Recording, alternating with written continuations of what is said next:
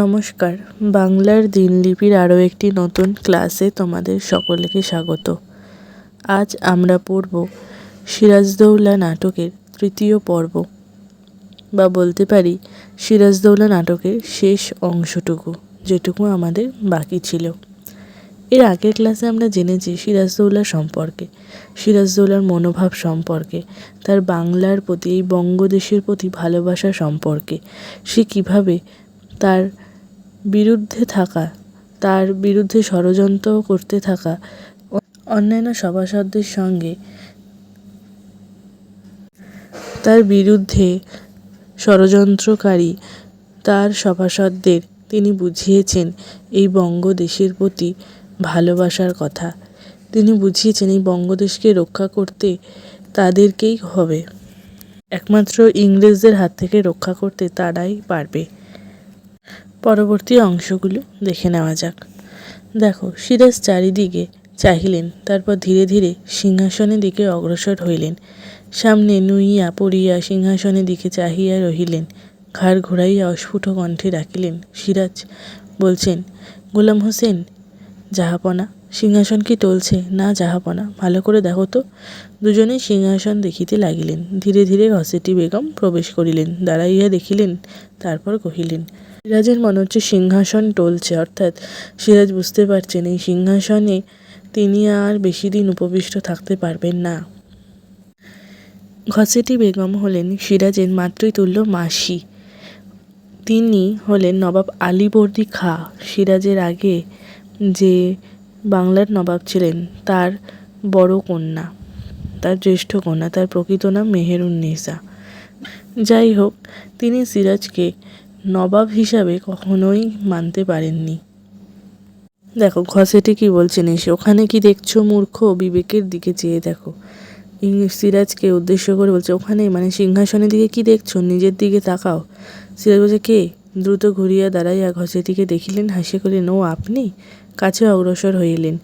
সিরাজ ঘসেটি বেগমের কাছে গিয়ে বলেন, কার কাজ আছে তা স্মরণ করলেই তো দেখা করতাম। সিরাজ বলছেন, ঘসেটি বলছে, নবাবের অবসরের বড়ই অভাব না? বিপদ এমনই ঘনিয়ে আসছে যে একেবারে দিশেহারা হয়ে পড়েছি। এখানে কোন বিপদ? ইংরেজদের সঙ্গে সিরাজের অন্তিম যুদ্ধের কথা বলছেন সিরাজ। যাই হোক, ঘসেটি বলছেন, এখনও বিপদ? ঘসেটি বেগম তোমার বন্দি, শওকত জং রণক্ষেত্রে নিহত, প্রতিদ্বন্দ্বী আর কোথাও নেই, এখনও বিপদের ভয় তোমার? সিরাজ বলছে, কোম্পানির ফৌজ কাসিম বাজার অভিমুখে অভিযান করেছে। সেই সংবাদই পেয়েছি। তাহলে মুর্শিদাবাদেও তারা আসবে? তেমনই দুর্দিনকে কামনা করে মা। দুর্দিন না সুদিন? সুদিন? সুদিন নয়, ঘসেটির বন্ধন মোচন হবে, সিরাজের পতন হবে, সুদিন নয়। দেখো, ঘসেটি বেগম চায় সিরাজের পতন হোক। দেখো বলছে, সিরাজ বলছে, আপনি বুঝতে পারছেন না? আপনি কি বলছেন? বেশ বুঝতে পারছি, অন্তরে যে কথা দিন রাত গুমড়ে গুমড়ে মরছে, তাই আজ ভাষায় প্রকাশ করছি। মাসিকে তুমি গৃহহারা করেছো, মাসির সর্বস্ব লুটে নিয়েছো, মাসিকে দাসী করে রেখেছো, মাসি তা ভুলবে? অকারণে অভাগাকে আর তিরস্কার করবেন না। সিরাজ বলছেন, অকারণে নয় কি? মতিঝিল কে অধিকার করেছে? আমার সঞ্চিত সম্পদ কে হস্তগত করেছে? কে আমার পালিত পুত্রকে সিংহাসন থেকে দূরে রেখেছ? তুমি নাও দস্যু। দেখো, নবাব আলীবর্দী খাঁর বড় সন্তান মেহেরুন্নেসা বা ঘসেটি বেগম হওয়ায় ঘসেটি বেগমের পুত্রই সিংহাসনে বসার কথা, নবাব সিংহাসনে বসার কথা, কিন্তু তার পুত্রের দক্ষতা অতটা ছিল না। তাই সিরাজ সেই সিংহাসন আরোহণ করেন। সিরাজকে নবাব আলীবর্দী খাঁ সেই সিংহাসনের দায়িত্ব দেন। ঘসেটি বেগমের এখানেই সবথেকে বড় রাগ। যাই হোক, সিরাজ বলছেন, মতিঝিল আপনারই রয়েছে মা, তাহলে সেখানে যাবার অধিকার কেন আমার নেই? রাজনীতির কারণে। মতিঝিল মুর্শিদাবাদে অবস্থিত। যাই হোক, ঘসেটি বলছেন, তোমার রাজনীতির সঙ্গে আমার সম্বন্ধ, আমার রাজ্য নাই, তাই আমার কাছে রাজনীতিও নাই, আছে শুধু প্রতিহিংসা। বলছে, আমার তোমাদের প্রতি শুধু প্রতিহিংসা রয়েছে, আমার রাজ্য রাজনীতি কিচ্ছু নেই, আমার কিচ্ছু দরকার নেই। এই প্রতিহিংসা আমার পূর্ণ হবে সেই দিন, যেদিন তোমার এই প্রাসাদ অপরে অধিকার করবে, তোমাকে এই সিংহাসন থেকে ঠেলে ফেলে শওকত জঙ্গের মতো কেউ যেদিন তোমাকে, অর্থাৎ ঘসেটি বেগম চায় সেই সিংহাসন থেকে সিরাজ বহিষ্কৃত হোক। সিরাজের সেই নবাবের সিংহাসন কেউ কেড়ে নিক। এবার দেখো লুৎফা ছুটিয়া আসিল। লুৎফা হলেন সিরাজের স্ত্রী। লুৎফা বলছে, মা মা তোমার মুখের ও কথা শেষ করো না মা। ঘসেটি বলছে, নবাব মহিষী। লুৎফা বলছে, নবাব মহিষী নই মা, তোমার কন্যা। বলছে, আমি নবাব মহিষী নই, আমি তোমারই মেয়ে। সেটি বলছে, নবাব মহিষী নাও আজ ভাবছো খুবই বিনয় করলে, কিন্তু দুদিন বাদে ওই কথাই সত্য হবে। এই আমার মতো জীবনযাপন করতে হবে। বলছে, আজ ভাবছো খুব বিনয়ীর সঙ্গে আছো, কিন্তু কদিন পরেই তোমাকেই ওই আমার মতো জীবনযাপন করতে হবে, দাসীবাদী হয়ে থাকতে হবে। লুৎফা বলছে, নবাব।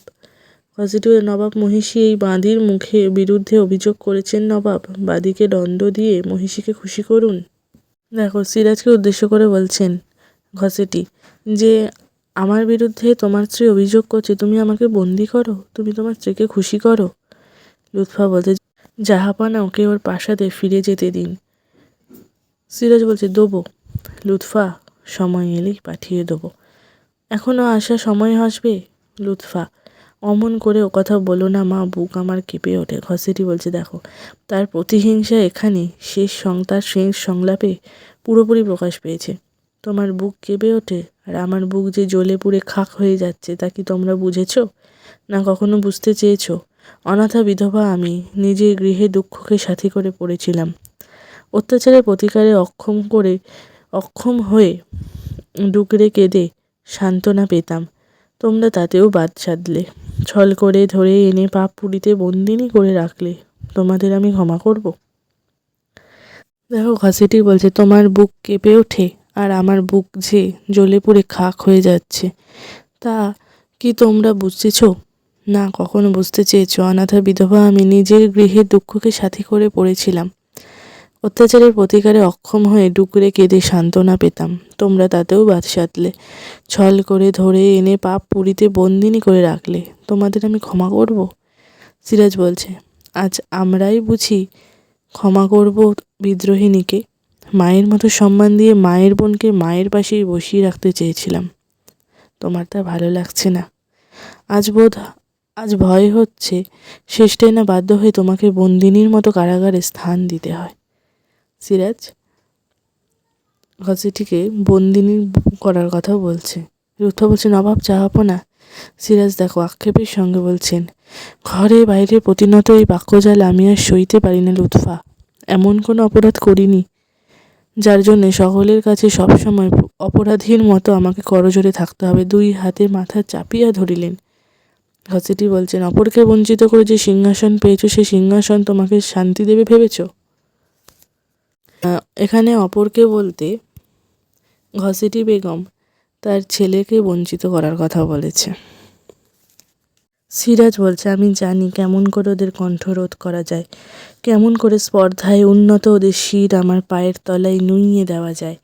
শুধু আমার মুখের একটি কথা, চোখের একটি ইঙ্গিত সাপেক্ষ। আমি তাও পারি না শুধু আমি কঠোর নই বলে। সিরাজ বলছে, আমি অত কঠিন হতে পারি না বলে, আমি শুধু পারি না শুধু পরের ব্যথায় আমার প্রাণ কেঁদে ওঠে বলে। ক্ষোভে দুঃখে সিরাজ হয়ে কাঁদিয়া ফেলিলেন। লুৎফা তাহার কাছে গিয়া কহিলেন, নবাব জাহাপনা, আপনার চোখের জল আমি যে সইতে পারি না। দেখো ঘসেটি আবারও বলছে, আজকাল এ কান্না শুধুই বিলাস, কিন্তু এ কান্নায় বিরাম নেই। চোখের জলে নবাব পথ দেখতে পাবেন না, বেগমকে আজীবন আমারই মতো কেঁদে কাটাতে হবে। দেখো এখানে ঘসেটি প্রায় অভিশাপ দিচ্ছে সিরাজকে। বলছে, চোখের জলে নবাব পথ দেখতে পাবে না, আর তার কাছে সমস্ত পথ অন্ধকারে তলিয়ে যাবে। আমারই মতো ঘসেটির মতো বেগমকে অর্থাৎ লুৎফাকে কেঁদে কাটাতে হবে। আমিনা কেঁদে কেঁদে অন্ধ হবে। আমিনা হলো সিরাজের মা। পলাশী প্রান্তরে কোলাহল ছাপিয়ে উঠবে কন্দ্রন রোল বলে। পলাশীর মাঠে যে কোলাহলে যে যুদ্ধ হবে, সেই যুদ্ধের ফলাফল আস্তে আস্তে ক্রন্দনে পরিণত হবে। সিরাজের নবাবীর এই পরিণাম। ঘসেটি চলিয়া গেলেন। নবাব তাহার দিকে অগ্রসর হইতেছিলেন। লুৎফা তাহাকে ধরিলেন। সিরাজ বললেন, বলতে পারে লুৎফা, বলতে পারে ঘসেটি বেগম মানবী না দানবী? বলতে পারে ও দানবী না মানবী? দেখো লুৎফা বলছে, ওকে ওর প্রাসাদে পাঠিয়ে দিন জাহাপনা। ওর সঙ্গে থাকতে আমার ভয় হয়, মনে হয় ওর নিঃশ্বাসে বিষ, ওর দৃষ্টিতে আগুন, ওর অঙ্গ সঞ্চালনে ভূমিকম্প। সিরাজ বলছে দেখো, সিরাজ এবার লুৎফাকে তার জীবনের কথা বলছে। সিরাজ বলছে দেখো লুৎফাকে তার জীবনের কথা বলছে। মাত্র 15টি মাস আমি রাজত্ব করছি লুৎফা, এই 15 মাসে আমার এমনই অভিজ্ঞতা হয়েছে, মানুষের এমনই নির্মমতার পরিচয় আমি পেয়েছি যে কোনো মানুষকে শ্রদ্ধাও করতে পারি না, ভালোবাসতে পারি না। লুৎফা বলছে দেখো, চলুন জাহাপনা একটু বিশ্রাম করবেন। বিশ্রামের অবসর হবে পলাশির পর। বলে আমার বিশ্রাম হবে পলাশির পরে? পলাশি? সে কি জাহাপনা, তুমি এখনও শোনোনি পলাশির মাঠে আবার যুদ্ধের সম্ভাবনা, আবার যুদ্ধ জাহাপনা? দেখো লুৎফা জানতো না পলাশির মাঠে যুদ্ধের আহ্বান জানিয়েছেন ইংরেজরা সিরাজকে। যাই হোক, সিরাজ বলছে 15 মাসের নবাবী লুৎফা তার মাঝে পুরো 1 বছর যুদ্ধে, ষড়যন্ত্রভেদে, গুপ্তচর পরিচালনায় অতিবাহিত হয়েছে। এবার হয়তো শেষ যুদ্ধ। লুৎফা বলছে শেষ যুদ্ধ? যদি জয়ী হই তাহলে হয়তো আর যুদ্ধ হবে না, আর যদি পরাজিত হই তাহলে তো নয়। সিরাজের পরাজয়ের পরেই তো ইংরেজরা পুরো ভারতবর্ষকে আস্তে আস্তে, প্রথমে বঙ্গদেশ তারপর ভারতবর্ষকে আস্তে আস্তে নিজেদের রাজত্বে পরিণত করে নিয়েছিল না। লুৎফা বলছে পলাশি? সিরাজ বলছে পলাশি, লাখে লাখে পলাশ ফুলের অগ্নিবরণে কোনো দিন হয়তো পলাশির প্রান্তর রাঙা হয়ে থাকবে। পলাশি হচ্ছে একটা মাঠ, যে মাঠে পলাশ ফুল ফোটে। পলাশ ফুল হয় লাল রঙের, দূর থেকে দেখতে যেন মনে হয় কেউ লাল রং ছড়িয়ে দিয়েছে। তাই বলছে পলাশির প্রান্তর রাঙা হয়ে থাকবে। তাই আজও তার বুকে রক্তের তৃষা, অর্থাৎ সেই পলাশি হয়তো আজও কারোর না কারোর রক্ত চায়। জানি না আজ কার রক্ত সে চায়। পলাশি, রাক্ষসী পলাশি। সিরাজ বলেন জানি না ওই পলাশির প্রান্তর আজ কার রক্ত চায়, ইংরেজদের নাকি এই নবাবের? সে রাক্ষসী পলাশিতে পরিণত হয়েছে, সে শুধু রক্তের শোষক হয়ে উঠেছে। নবাব বাহির হইয়া গেলেন, মঞ্চ অন্ধকার হইয়া গেল, করুণ সুরে বাদ্য বাজিল, যবনিকা পথ পড়িল। অর্থাৎ এই অংশটুকু এখানেই সমাপ্তি হলো। আমার এই আলোচনার ক্লাস কেমন লাগছে অবশ্যই জানাবে, আর সেই সঙ্গে ক্লাসটি বন্ধুদের মাঝে শেয়ার করে দিও, এবং এরকম আরও বিষয়ভিত্তিক আলোচনা পেতে হলে চ্যানেলটি লাইক করে সাবস্ক্রাইব করে বেল আইকন প্রেস করে দিও। ধন্যবাদ।